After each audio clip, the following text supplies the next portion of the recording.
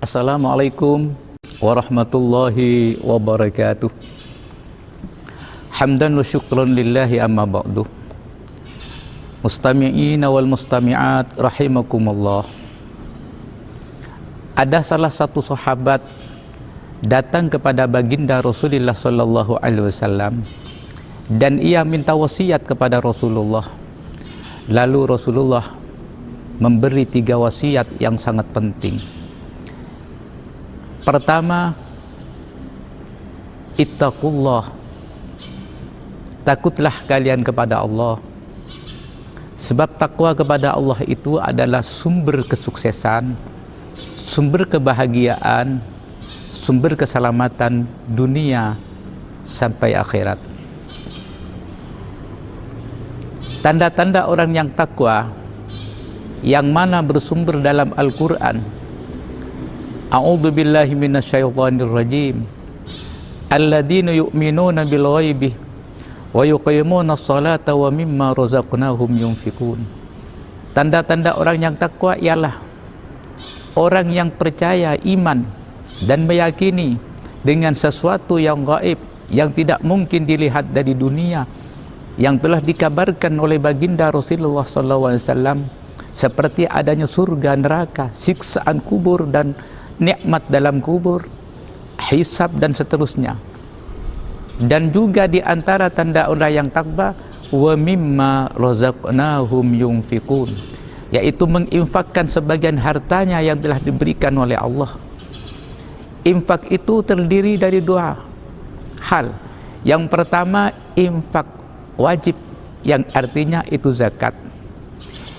Tentang masalah zakat sudah ditentukan oleh Allah cara pendistribusiannya atau menyalurkannya, yaitu ada 8 asnaf, ada 8 golongan.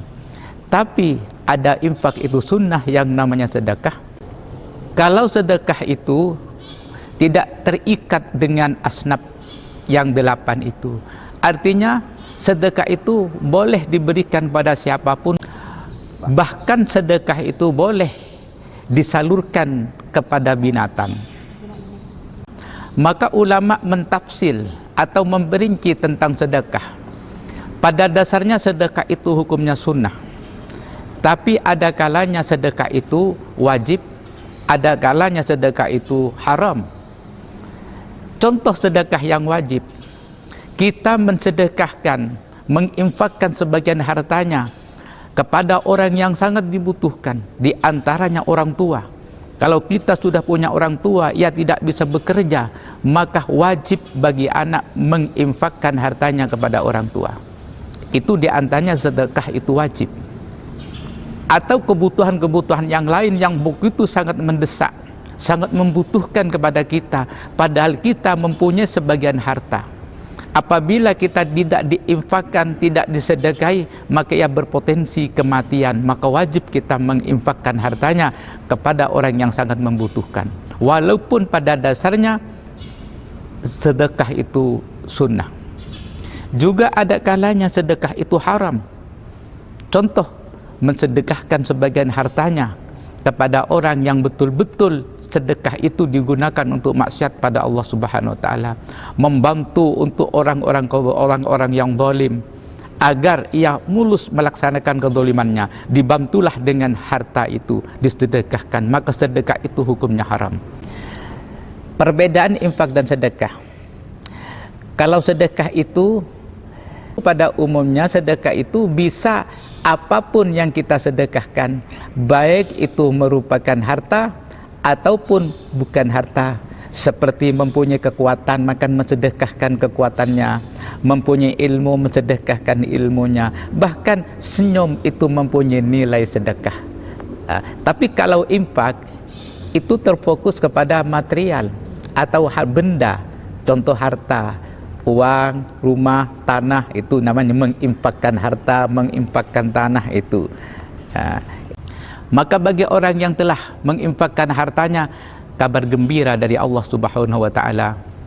Wa fil akhirati hum yuqinun ulaika la hudam min rabbihim wa ulaika humul muflihun. Artinya orang-orang yang telah menginfakkan hartanya, ia iman kepada Allah, iman kepada perkara yang gaib, dan menginfakkan sebagian hartanya, kabar gembira dari Allah, merekalah orang-orang yang beruntung, orang-orang yang sukses. Sebab kesuksesan itu bukan karena harta yang melimpah, bukan karena jabatan yang tinggi.